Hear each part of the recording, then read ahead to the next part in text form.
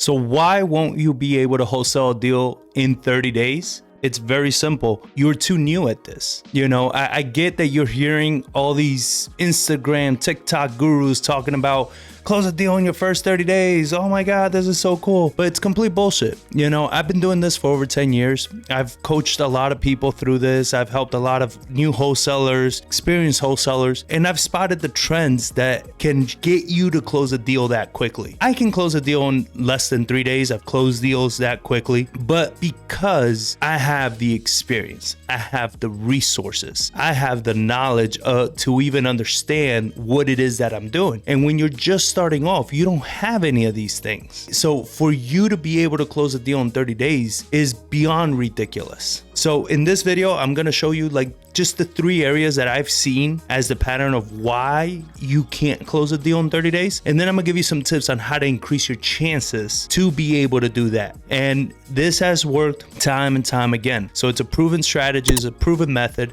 So stick around. And if you gain any value from this, make sure you're subscribed to the channel and you give me that thumbs up because it helps out tremendously. So I hope you enjoy this video.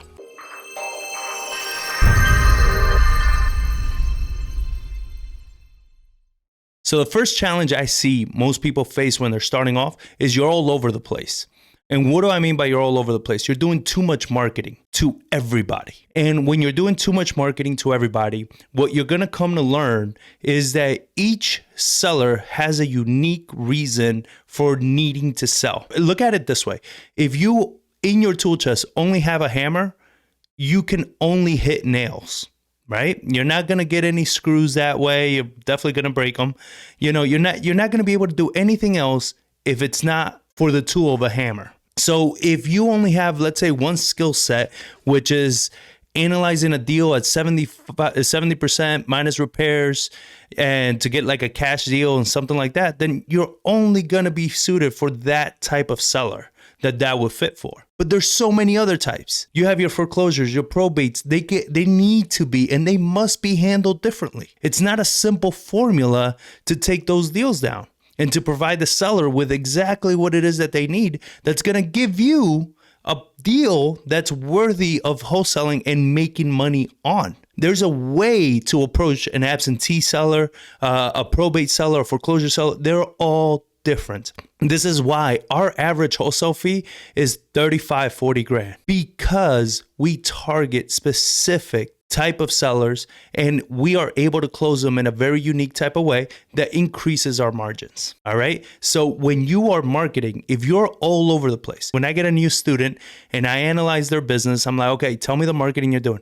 Well, I'm marketing to this. I'm marketing to that. I got divorce. I got probates. I got foreclosures. I got absentees. I'm like, all right, just stop. You're all over the place. And you can tell, I mean, analyze this yourself. If this is you and you're all over the place, how many deals have you closed? Right? So if you see this, that you're like, yeah, man, I've actually been struggling. I know. And it's not even a judgment. I've been there. That's why all these videos, everything that it's on this channel is from experience. It's all the same shit that we've done. When we've hit those snags in the market where it's like, man, we're not getting any deals, the only response for us was like, we got to do more marketing, right? We got to target more lists. We got to broaden our reach. And it wasn't that. The more we've narrowed down our marketing and our targeting, the better the deals have gotten. So if you are too broad, that's mistake number 1. Mistake number 2, you do not know what a deal looks like. I get so many of these people, and I'm sure you've seen it, where they're sending me, hey, John, I got a deal. And I look at it, I'm like, no, you got a contract. You don't have a deal. You didn't negotiate it properly. You don't have it low enough. You haven't analyzed this correctly. And the reason they don't know what a deal looks like is because they are not the buyer. They've never bought a piece of real estate. They don't understand what a deal looks like. What determines a deal is your buyer's list. That's it. It is not a 70% formula. It is not an 80% formula. There's no formula to understand what a deal looks like except for your buyers. Your buyers are going to tell you what it's a deal.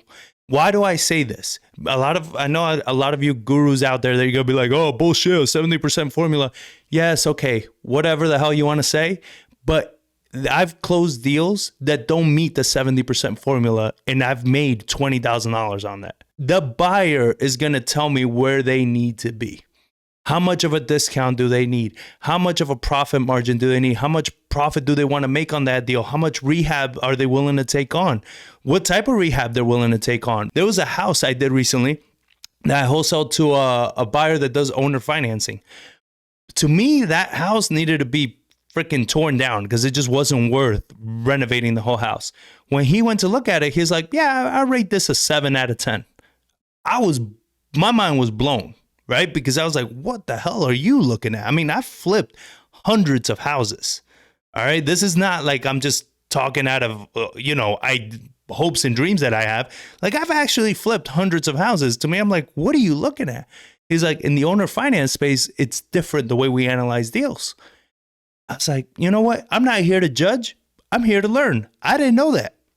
Right. So this deal that I wasn't able to make a deal on because of the numbers I was running based on what I considered to be a flip worthy property, to him was a deal. And it made me, that one wasn't a big wholesale, but it made me $10,000 on something that I would have normally walked away from. Right? Because my buyer is what's determining what the deal is. When you on that property, there was no 70% minus repairs, 80%. There was no formula that would have fit that deal. The only formula that fit is that I had a buyer that wanted that property because of its location and its potential. There's no way you can factor for that except for having a qualities buyers list. Now, if you're saying, all right, John, how do I build a qualities buyers list? Well, I have a whole playlist that you can click. The link is going to be in the descriptions below. I have a whole playlist on how to find your buyers, how to vet your buyers, because it's not also building a massive buyers list that you have 500 buyers, because that's just complete bullshit. I think if you have anywhere from 7 to 10 solid buyers in your area, you can wholesale all day long. All day long, you can wholesale and get good deals. And that leads me right into mistake number 3 is you don't have the right buyer on your list. The importance of a buyer is understanding what a deal looks like.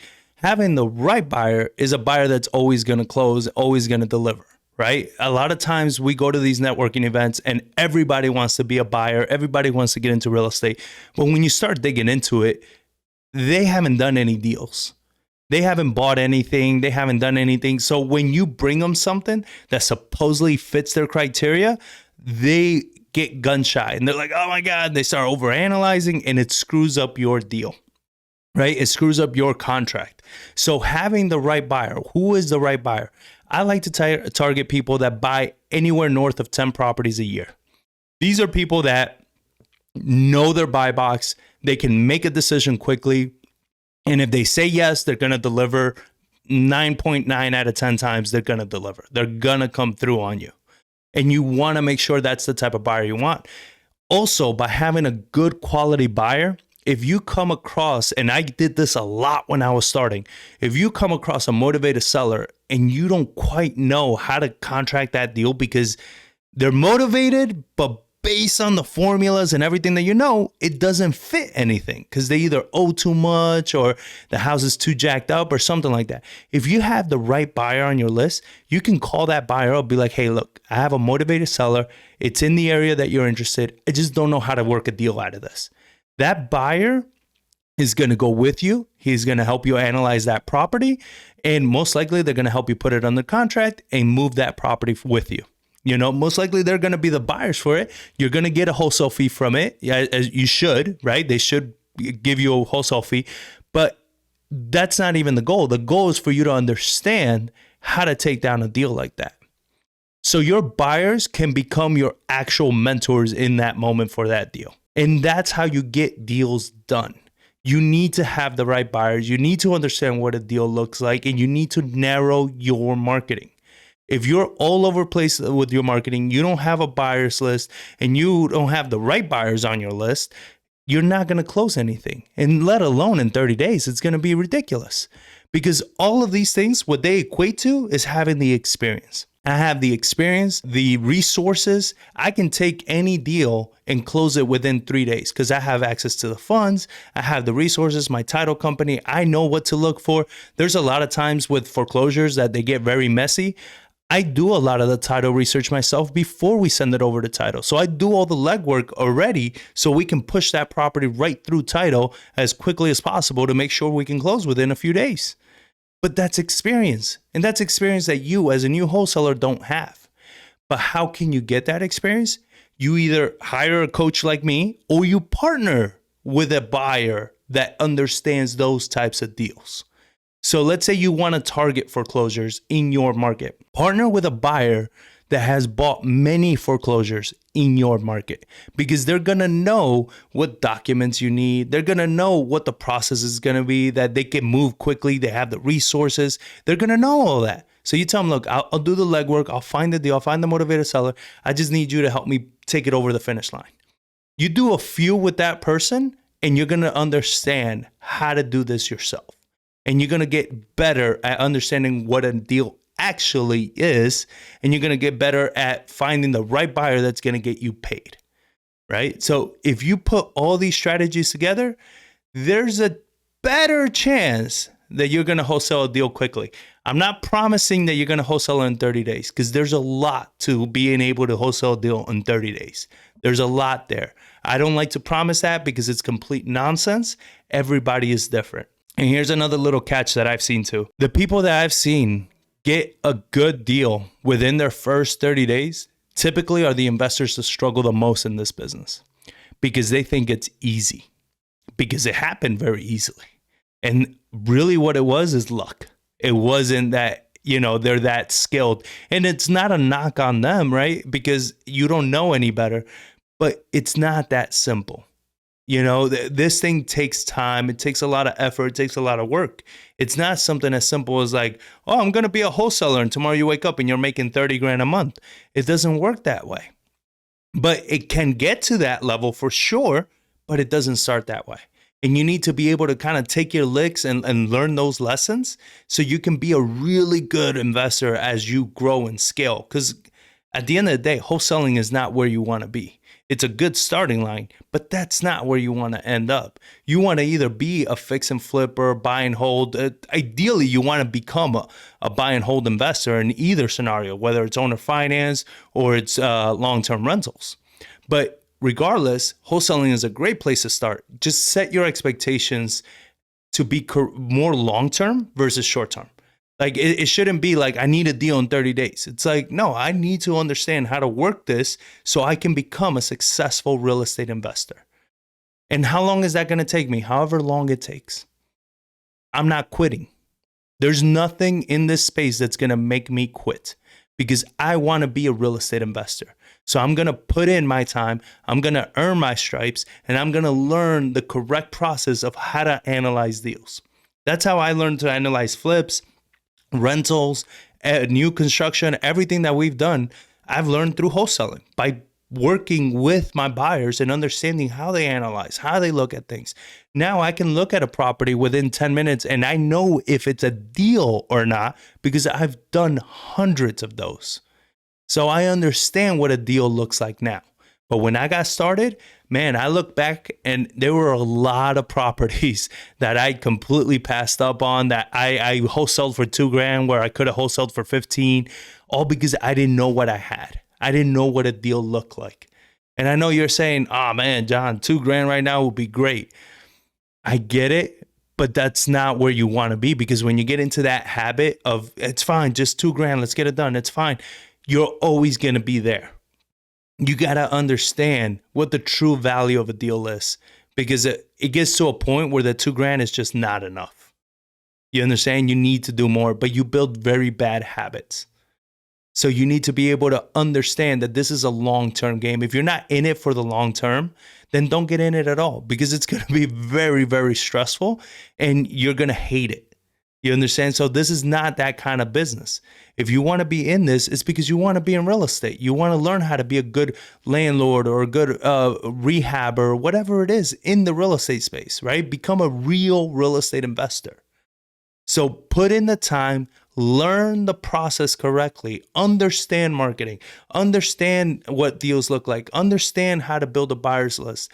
When you build that, which is your acquisition arm, anything you want to do in real estate just becomes so much easier. When you have deal flow, There's never a time in your life you're ever going to need money. So again, if you guys found this valuable, give it a thumbs up, subscribe to the channel. And if you're interested in any type of coaching with me, then text the word coaching at 210-794-9898, and we can talk further about that. So thank you all for watching, and I'll catch you on the next one.